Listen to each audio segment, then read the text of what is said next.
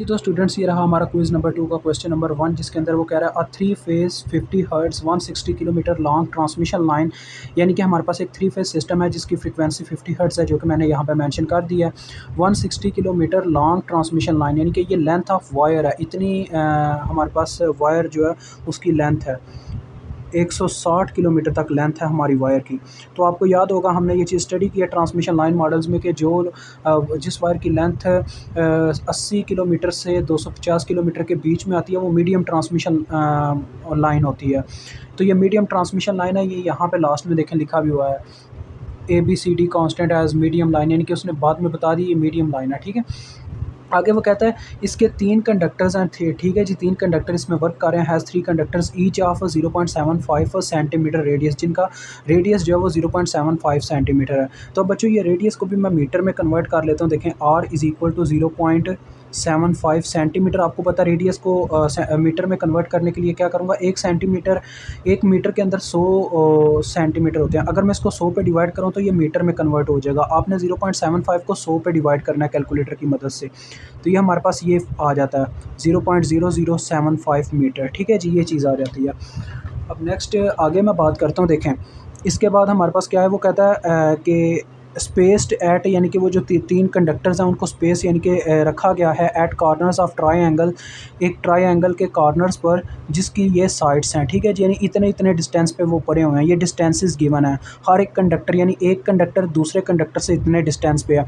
तो देखो ये बच्चों 3 कंडक्टर हैं तो 1 2 3 इस तरह से हम रख लेते हैं।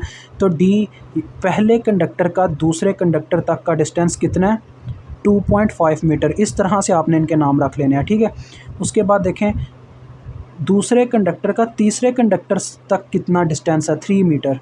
तो ये आ जाएगा D23। ठीक है, तो ये आ गया 3.0 मीटर। इसी तरह से तीसरे कंडक्टर का पहले कंडक्टर से, क्योंकि आपको पता है ट्रायंगल ऐसी होती है, तो ये पहला कंडक्टर था, ये दूसरा, ये तीसरा। मैंने ऐसे ही शुरू किया 1 2 3, पहले से यहाँ तक का डिस्टेंस D12, यहाँ से यहाँ तक D23 और यहाँ से यहाँ तक D31। ठीक है, तो ये डिस्टेंसेज हो गए और वो आप देख ही सकते हैं कितना 3.5 मीटर है। देन अब हम आगे की बात करते हैं। देखें वो कहता है the resistance of each conductor is, यानी हर कंडक्टर की जो रेजिस्टेंस है वो 0.3 ओहम पर किलोमीटर है। अब बच्चों ये देखो बटे में पर किलोमीटर आ रहा है। अब यानी 1 किलोमीटर पे 0.3 ओहम तक की रेजिस्टेंस बर्दाश्त करने को मिलती है करंट को। तो हमारे पास तो वायर 160 किलोमीटर तक की लंबी वायर है। तो अगर मैं ओवरऑल रेजिस्टेंस कैलकुलेट करना चाहूँ ना तो उसका फार्मूला ये होगा R इज़ इक्वल टू ये जो 0.3 है ये उस लेंथ से मल्टीप्लाई हो जाएगा। यानी आप यहाँ पे क्या करोगे, 0.3 मल्टीप्लाई विद L। ठीक है, तो वैल्यू पुट करो, देखो 0.3 multiply with 160 which is equal to 0 से क्या और ये 48 आ जाता है। आप चेक कर सकते हैं कैलकुलेटर की मदद से, 48 ओहम। ठीक है, 48 ओहम हमारे पास आ गया।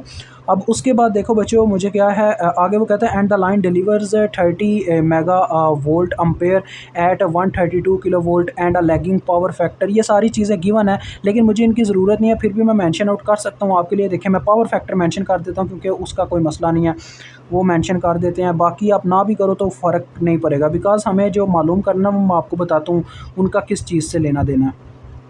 लैगिंग ये आपने साथ में लाजमी मेंशन करना होता है। अब देखो बच्चों कैलकुलेट करना है हमने ABCD कॉन्स्टेंट्स को एज मीडियम लाइन के तौर पे टी और पाई मेथड्स दोनों की मदद से।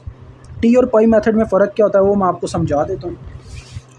तो फार्मूलाज मैं चाहूँ तो पहले लिख सकता हूँ, यहाँ मेरे ख्याल में मुझे यहाँ पे रफ़ पे लिख लेना चाहिए आपको समझाने के लिए। देखो बच्चों जो टी मॉडल होता है ना, ये अब आपको समझाने लगा, रफ़ में लिख लेते हैं, बाद में यार वो वहाँ पे जगह होगी ना हल करने के लिए। ये टी मॉडल है, इस तरफ पाई मॉडल है। मैं दोनों के फार्मूलाज बताता हूँ। हमने ABCD ये 4 हमने जो अपने क्या नाम है पैरामीटर्स हैं ये मालूम करने हैं, A B और D। बच्चों इन दोनों में ना टी मॉडल और पाई मॉडल में दोनों में A और D का सेम फार्मूला होता है, जो कि हमारे पास पता है क्या होता है, वो सिंपल होता है 1 + YZ/2। अब Y एडमिटेंस है, Z हमारे पास अपनी वो क्या उसको कहते हैं इम्पीडेंस है। ठीक है, तो ये फार्मूला दोनों में सेम होता है, A is equal to D which is equal to 1 + YZ/2। अब देखो C और B में फ़र्क आ जाता है दोनों में, मैं आपको बताता हूँ वो फ़र्क क्या है। C is equal to B is equal to C is equal to B is equal to, एक चीज़ दोनों में बच्चों सेम होगी C B के लिए।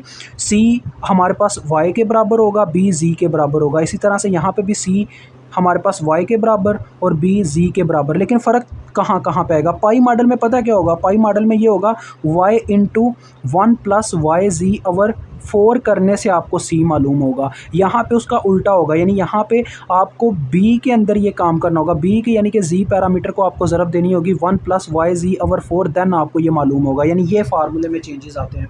तो आपके सामने देखें, इतना मुश्किल नहीं है। एक अगर आप याद रखेंगे, दूसरा ऑटोमेटिकली याद हो जाएगा। ठीक है, तो ये मैं आपको करके दिखाता हूँ। इसके लिए आप देख सकते हो हमें ये पैरामीटर्स मालूम करने, तो साफ नज़र आ रहा है y और z सिर्फ मालूम करना होगा, बाकी सारा काम डन पड़ा होगा, बाकी कांस्टेंट्स ही हैं। तो y z मालूम हो गया तो हमारा काम डन है। तो y और z को मालूम करना है। z एक इम्पीडेंस है जो कि बराबर होती है r प्लस जे एक्स के। ठीक है, तो x मुझे मालूम करना होगा। आपको याद होगा कि x असल में हमारे पास किसकी बात करता है? इंडक्टर की बात करता है। तो मुझे इंडक्टेंस पता होनी चाहिए। अब इंडक्टेंस का कहीं पर जिक्र ही नहीं है। अब ये क्या चक्कर है? इंडक्टेंस कैसे मालूम करनी है वो भी मैं आपको समझाता हूँ। देखें बच्चों, सबसे पहले नंबर पे ये 3 डिस्टेंसेस होने की वजह से हमें कुछ पैरामीटर्स मालूम करने होंगे। सबसे पहले एक होता है हमारे पास, ये रुकिएगा, हवा की वजह से ऐसा हो रहा है। सबसे पहले हमारे पास यहाँ पे होता है बच्चों डीएम हम मालूम करते हैं। ये पता क्या है? डीएम असल में जियोमेट्रिक डिस्टेंस है। ठीक है, जियोमेट्रिक डिस्टेंस जो कि मालूम होता है किस तरीके से? देखो, ये जो D1 2 D2 3 और साथ में आपका D3 1 है, इन तीनों को आपने मल्टीप्लाई करवाना है और जो भी आंसर आएगा उसकी पावर 1/3 सेट कर देनी है। ठीक है, तो देखो वही काम करने लगा हूँ मैं। 2.5 multiply by 3 multiply by 3.5 whole की पावर 1/3। ओवरऑल इसको कैलकुलेटर में सॉल्व करें तो आपको आंसर मिल जाएगा। तो देखें, मैं आपके सामने करता हूँ। अपना क्या होगा जी यार, यहाँ पे ये देखो बच्चों, आप शिफ्ट दबा के इसको भी अगर इस्तेमाल करो ना, ये भी 1/3 ही होता है। लेकिन उससे अच्छा आप इसी तरह से कर लो। ये देखो 2.5 multiply by 3 multiply by 3.5 whole की पावर 1/3। ठीक है, तो देखो ये क्या दे रहा है? 2.97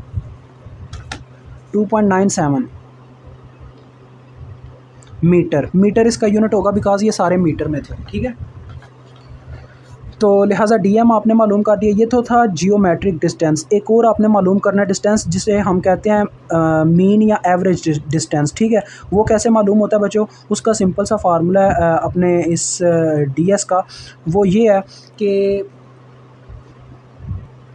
वो जो है ना, वो असल में ये जो डिस्टेंस होता है ये रेडियस का 77.88% होता है। ठीक है, अगर उसको मैं परसेंटेज हटा के लिखना चाहूँ तो वो यानी इस नंबर से मुझे मल्टीप्लाई देनी होगी अपने रेडियस को, तो मेरा काम बन जाएगा। यानी मुझे ये मालूम हो जाएगा 77.88%, यानी ये होता है। तो इसको आपने रेडियस से मल्टीप्लाई देना है।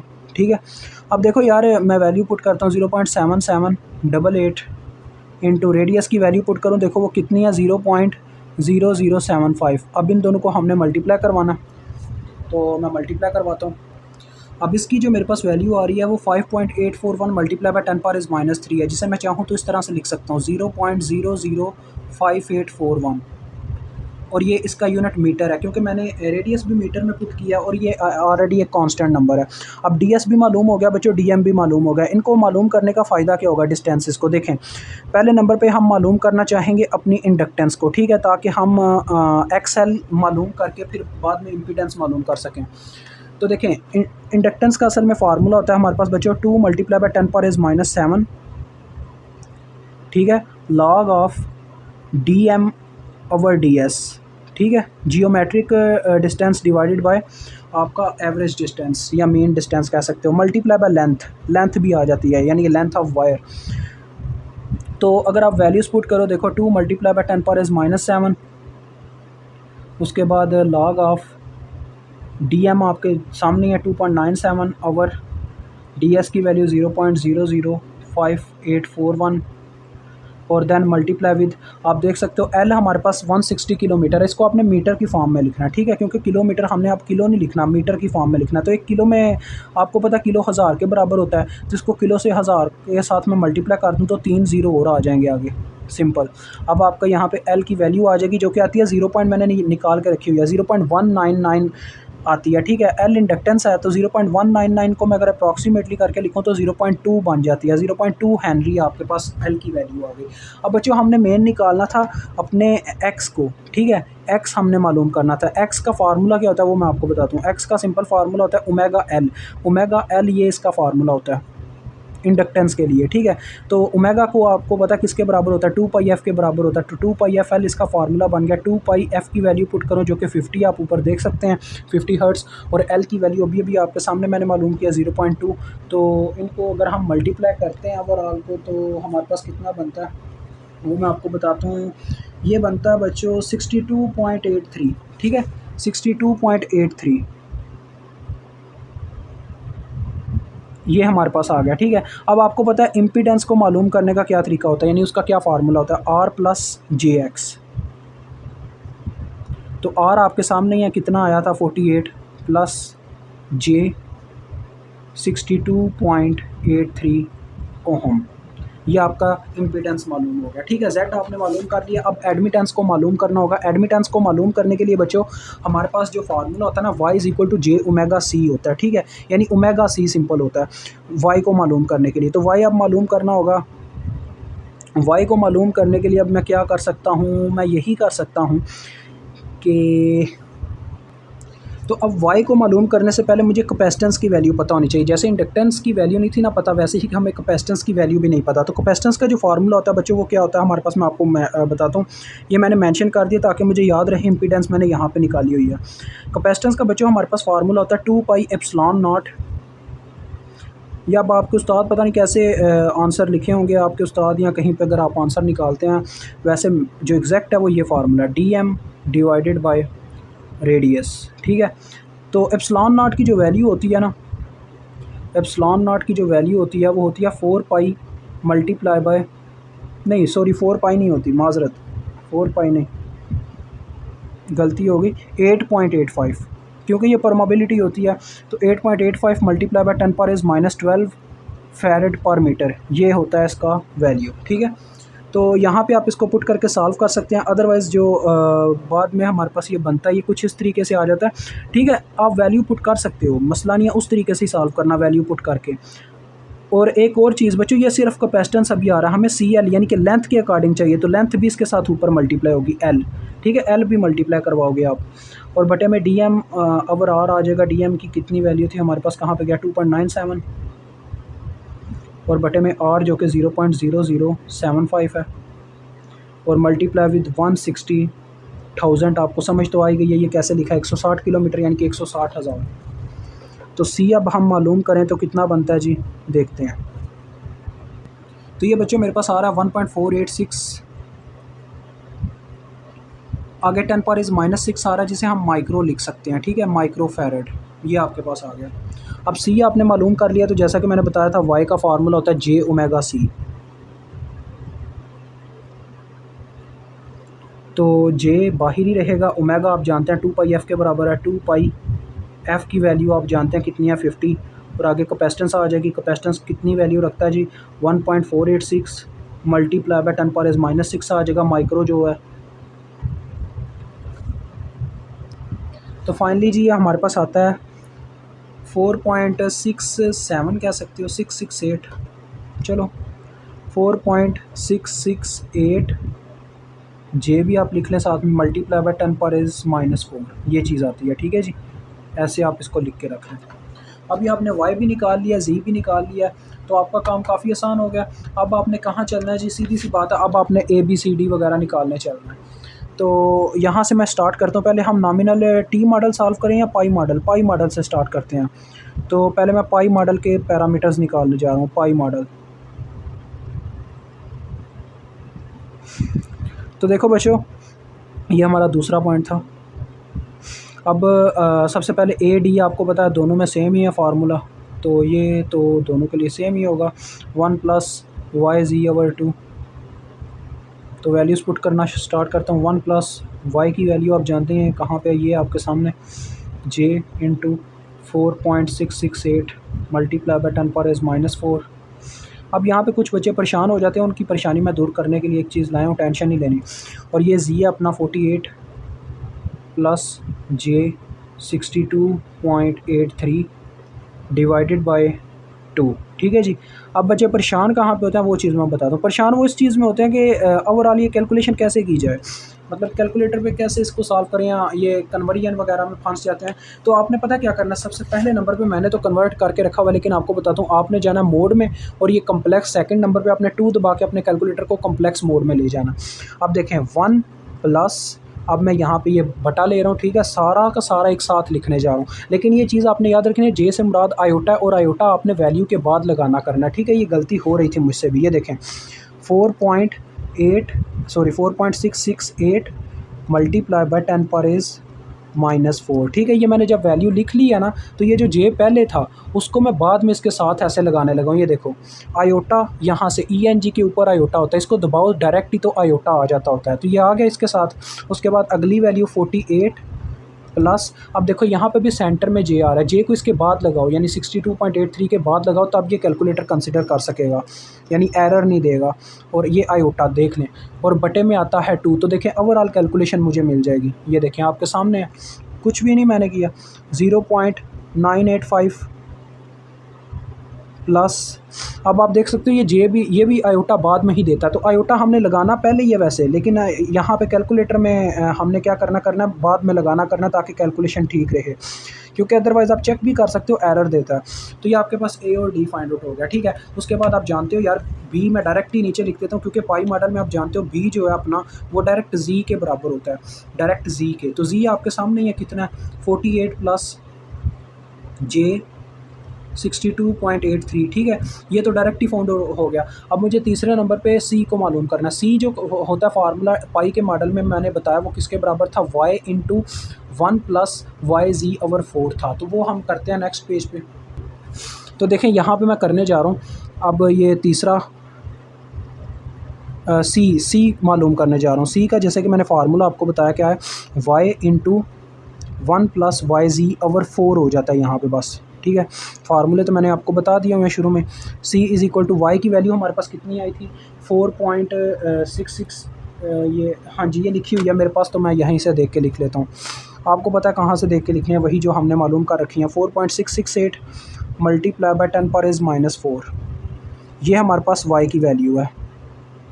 ठीक है जी, अब हम ये करली ब्रैकेट का इस्तेमाल कर लेते हैं, क्योंकि ये वैल्यू हमने y की लिखी है, फिर प्लस 1 प्लस वाई जी की वैल्यू, y की फिर से value j into 4.668 multiply by 10 पर इज़ -4। ठीक है जी, और उसके बाद हमारे पास आ गया, आपको पता है z की वैल्यू आती है, z की वैल्यू 48 प्लस 62.83 है, जितना मुझे याद है। यहाँ पे मैं देख लेता हूँ कैलकुलेटर पे, 62.83 ही थी ना।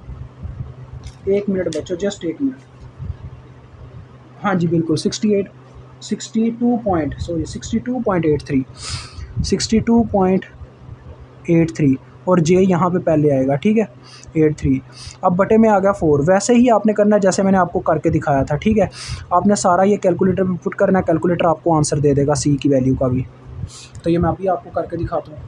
तो ले जी, जो सी की मेरे पास वैल्यू आ रही है ओवरऑल सारा कैलकुलेशन करने के बाद, वो ये है -2.61 कहूँ तो, यहाँ आप इस तरह से इसको, चले जो आया मैं डायरेक्ट ही लिख के दिखाता हूँ। 2.61, ठीक है, मल्टीप्लाई विद 10 पर इज़ -6। ठीक है, ये इसका रियल नंबर प्लस आगे जो जे वाला नंबर होता है वो लिखने लगा हूँ मैं, जे इंटू 4.634 मल्टीप्लाई बाय 10 पर इज़ -4। ठीक है जी, ये आया,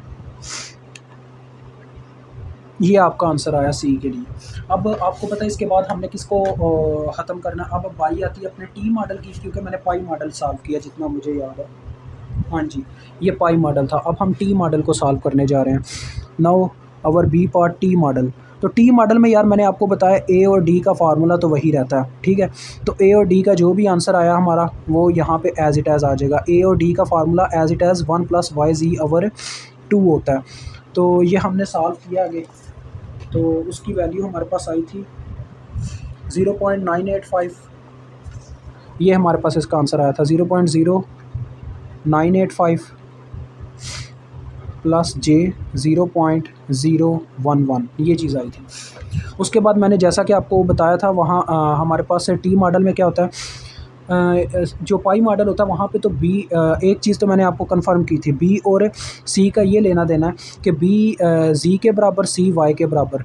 तो यहाँ पे क्या होगा, यहाँ पे ये होगा, वहाँ पे तो सी के साथ वाई के साथ ये चीज़ मल्टीप्लाई होती है ना, इसके अंदर ये होगा कि बी के अंदर जी के साथ ये चीज़ मल्टीप्लाई होगी, 1 + YZ/4 ऐसे होगा। तब वैल्यूज़ पुट कर दो। ये टी मॉडल में और अपने दूसरे मॉडल में फ़र्क है, उसके अंदर पाई मॉडल के अंदर। तो देखो अगर मैं वैल्यू पुट करता हूँ, ये 48 + J 62.83 इंटू 1 + YZ, आप देख ही सकते हो ये मैंने सारा आगे यहाँ पे ऊपर पुट किया हुआ है, J 4.668 मल्टीप्लाई बाय 10⁻⁻⁴, और आगे 48 + J 62.83 डिवाइडेड बाय 4। तो ये आगे भी मैंने आपको करके दिखाया बच्चों। तो अभी मैं करता हूँ इसको कैलकुलेटर पे सॉल्व, और बी की आपको वैल्यू देता हूँ। और आपको जैसा कि मैंने बताया, इसमें जो सी होता है ना अपना, वो डायरेक्ट सिर्फ वाई के बराबर होता है, और वाई की वैल्यू आपको पता ही है कितनी है, ये हमारी वाई की वैल्यू है। तो ये जस्ट इसके बराबर आ गया सी अपना 4.634 मल्टीप्लाई बाय 10⁻⁻⁴। और ये ऊपर वाला मैं आपको कैलकुलेट करके बताता हूँ, देन हमारा क्वेश्चन टोटली तौर पे सॉल्व हो जाएगा। तो इसका जी मेरे पास जो आंसर आता है वो है 47.29। यहाँ पे इसको डायरेक्ट 3 कह सकते हो, ठीक है, प्लस 62.64 और देन जे, इसके साथ जे आता है, ठीक है। तो ये आपके आंसर्स आ गए। मुझे उम्मीद है आपको इस क्वेश्चन की समझ आ गई होगी। इंशाल्लाह मुलाकात होगी नेक्स्ट वीडियो में।